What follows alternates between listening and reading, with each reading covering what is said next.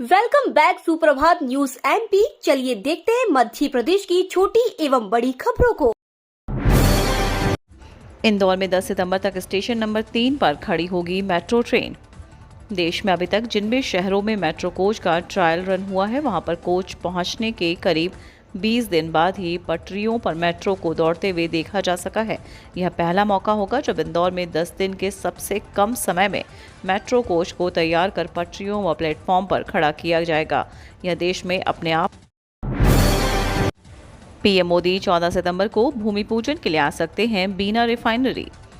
Bharat Petroleum Corporation Limited द्वारा refinery में किए जा रहे लगभग 50,000 करोड़ के निवेश का भूमि पूजन करने प्रधानमंत्री नरेंद्र मोदी 14 सितंबर को बीना आ सकते हैं। रिफाइनरी रोड स्थित हड़कल खाती ग्राम के पास उनकी सभा होगी, जिसका निरीक्षण कमिश्नर कलेक्टर ने रविवार की शाम किया। इसके बाद वह रिफाइनरी के अंदर गए और बीपीसीएल के अधिकारियों के साथ चर्चा की। टोल नाकों पर फास्टैग से होगा शराब परिवहन परमिट का सत्यापन। शराब के परिवहन परमिट का सत्यापन टोल नाकों पर फास्टैग से होगा। किसी निर्धारित अवधि में वाहन किन किन टोल प्लाजा से गुजरा है, यह जानकारी आबकारी पोर्टल पर स्वतः ही मिल जाएगी। देश की शराब निर्माण इकाइयों से प्रदेश के भीतर एवं निर्यात रूप में टोल प्लाजा की मैपिंग करने के लिए समस्त उपायुक्त आबकारी संभागीय उड़नदस्ता को निर्देशित किया गया है। पोर्टल पर यह प्रतिबंध प्रभावी किया गया है कि जिन निर्यात रूट में टोल प्लाजा की मैपिंग नहीं मिलेगी, उनका परमिट जारी नहीं किया जाएगा।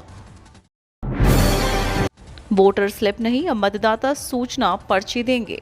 मतदान करने के लिए मतदान केंद्र पर पहुंचने के आपके हाथ में जो वोटर स्लिप होती थी, अब उसका नाम बदलते हुए मतदाता सूची पर्ची यानी वोटर इन्फॉर्मेशन स्लिप कर दिया गया है। पर्ची का यह नया नाम निर्वाचन आयोग ने रखा है। इस बार पर्ची पर मतदाता का फोटो नहीं आएगा। पर्ची के पीछे मतदान केंद्र तक पहुंचने का पूरा नक्शा होगा। इसके साथ ही दस्तावेजों की जानकारी भी होगी। मतदाता सूची में नाम जोड़ने, घटाने व संशोधित करने का काम जारी है और अब तक संख्या 86,000 पार हो चुकी है। राज्य स्तरीय सूची के लिए शामिल होने वाले प्रदेश के 14 शिक्षकों के नाम को लेकर विवाद। इस साल राज्य स्तरीय पुरस्कार के लिए प्रदेश के 14 शिक्षकों का चयन किया गया है, जिन्हें आज मंगलवार को सम्मानित भी किया जाएगा। राज्य स्तरीय शिक्षक सम्मान को लेकर जारी चयन सूची को लेकर विवाद की स्थिति बनने लगी है। कर्मचारी संघों ने पुरस्कार चयन में चहेतों का नाम सूची में देने का आरोप लगाते हुए राज्यपाल को पत्र लिखकर कॉपी शिक्षा मंत्रालय भेजी गई है। साथ ही राज्य मंत्री स्कूल शिक्षा इंदर सिंह परमार ने भी शिकायत की है। अविवाहित महिलाओं को हर माह मिलेगी पेंशन, ये है आवेदन की प्रक्रिया। मध्य प्रदेश में अविवाहित महिलाओं को सामाजिक सुरक्षा प्रदान करने और हर माह आर्थिक सहायता उपलब्ध करवाने के लिए शिवराज सरकार द्वारा मुख्यमंत्री अविवाहिता पेंशन योजना चलाई जा रही है। योजना के तहत हर माह महिलाओं को आर्थिक सहायता के तौर पर पेंशन उपलब्ध करवाई जाती है। 50 वर्ष से अधिक उम्र की महिलाओं को इस योजना का लाभ दिया जाता है। डीईटी के लिए सितंबर में विश्वविद्यालय तय करेगा पेपर सेंटर। 1.25 साल से देवी अहिल्या विश्वविद्यालय में पीएचडी के लिए प्रवेश परीक्षा नहीं हुई है। अब विश्वविद्यालय online doctoral entrance test MP online को करवाने की जिम्मेदारी सौंपी है। सितंबर में पंजीयन की प्रक्रिया शुरू हो सकती है। इस बीच विश्वविद्यालय प्रशासन ने बताया कि परीक्षा के लिए पेपर समिति तय करेंगे, जिसमें अलग अलग विषयों के पेपर सेंटर तय किए जाएंगे। इंदौर बिलासपुर ट्रेन 7 सितंबर को नहीं चलेगी। देश भर के सभी मंडलों में रेल लाइन दोहरीकरण, विद्युतीकृत सहित अनेक कार्य किए जा रहे हैं। ऐसे में रतलाम मंडल की कुछ ट्रेन प्रभावित हो रही हैं। कई ट्रेनों को रूट बदलकर चलाया जा रहा है।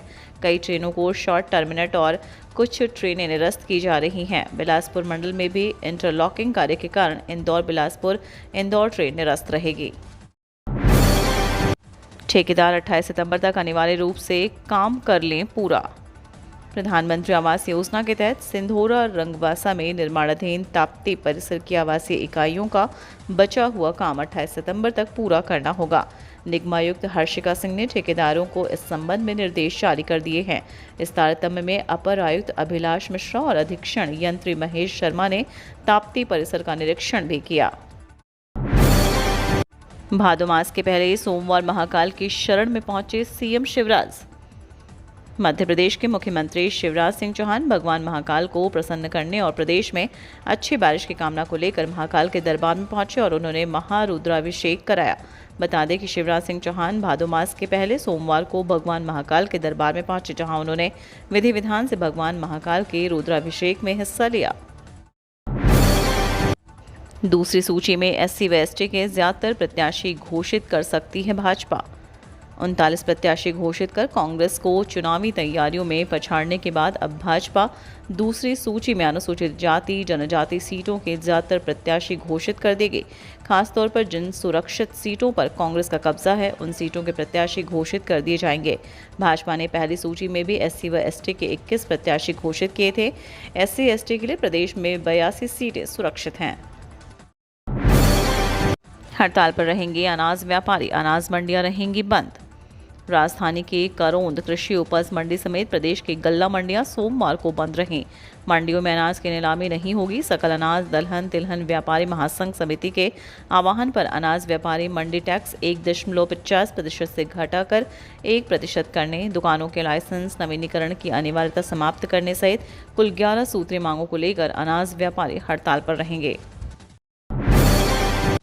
भाजपा में कार्यकर्ता असंतुष्ट, इंदौर में बोले दिग्विजय सिंह।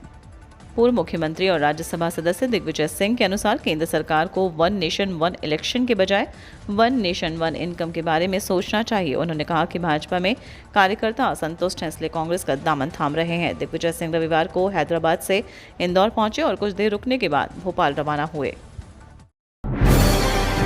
प्रदेश के 3 महानगरों को मिली वंदे भारत, ग्वालियर के हिस्से में इंतजार। चुनावी साल में सौगातों की झड़ी लग रही है। मध्य प्रदेश के 3 महानगर वंदे भारत एक्सप्रेस से जुड़े हुए हैं।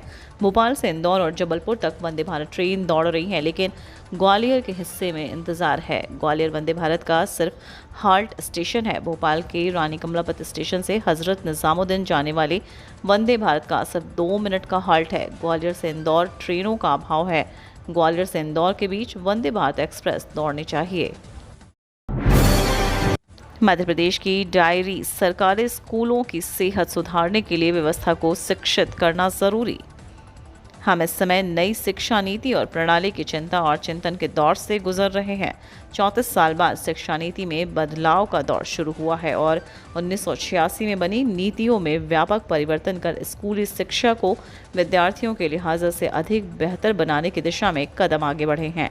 लेकिन यह सवाल अब भी अनसुलझा ही है कि शिक्षा नीति को उसके अंतिम छोर यानी स्कूलों तक पूरी तरह लागू कैसे किया जाए।